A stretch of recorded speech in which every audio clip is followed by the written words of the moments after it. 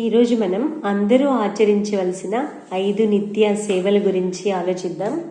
మనిషి సమాజంలో ఒక భాగం. మనం తినే ఆహారం వెనుక, మనం పొందే విద్య వెనుక, ఇతర సౌకర్యాల వెనుక ఇతరుల పాత్ర ఎంతో ఉంటుంది. నేను ఇతరుల నుండి పొందిన దానికి ప్రతిఫలంగా వారికి ఏమివ్వగలను?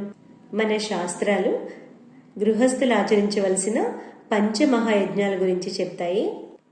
మొట్టమొదటిది దేవయజ్ఞం. మనలోని దివ్యత్వం లేకుంటే మనం లేము. కనుక నిత్యం భగవంతుని పూజించడం, జపధ్యానాల ద్వారా భగవంతుని తలవడం దేవయజ్ఞంలోకి వస్తుంది.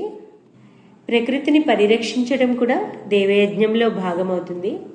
తర్వాతది పితృయజ్ఞం. మనకు జన్మనిచ్చిన తల్లిదండ్రులకు సేవ చేయడం, గతించిన పితృపురుషులకు తర్పణాలు అర్పించడం మొదలైనవి పితృయజ్ఞంలోకి వస్తాయి.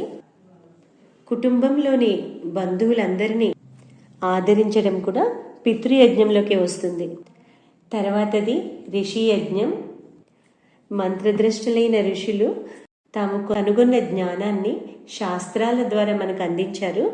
వాటిని అధ్యయనం చేయడం, వాటి సందేశాన్ని ఆచరించడానికి ప్రయత్నించడం బ్రహ్మయజ్ఞం లేదా ఋషి యజ్ఞం అవుతుంది. తర్వాతది మనుష్య యజ్ఞం. మనుషులందరూ పరస్పరం ఒకరి మీద ఒకరు ఆధారపడవలసి వస్తుంది. మన తోటి మనుషులను ఆదరించడం, అవసరంలో ఉన్న వారికి సహాయం చేయడం మనుష్య యజ్ఞం అవుతుంది. ఇక భూతయజ్ఞం. మనుషులే కాకుండా ప్రపంచంలోని ప్రతి జంతువు, ప్రతి ప్రాణి కూడా మనకు ఏదో ఒక విధంగా సహాయపడుతుంటాయి.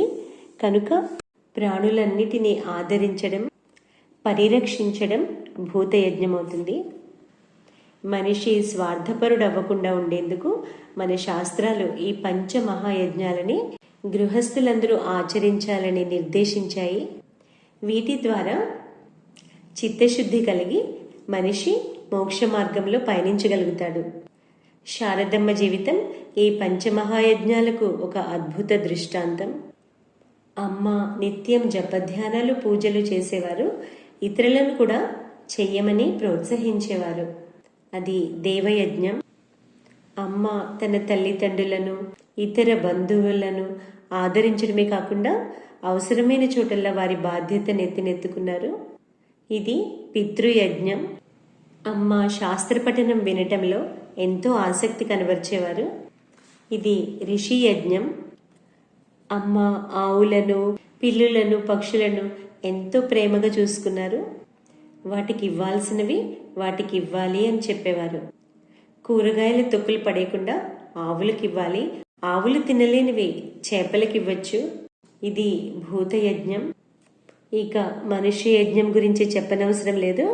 అమ్మ ప్రతి ఒక్కరిని సొంత తల్లిలాగా చూసుకున్నారు.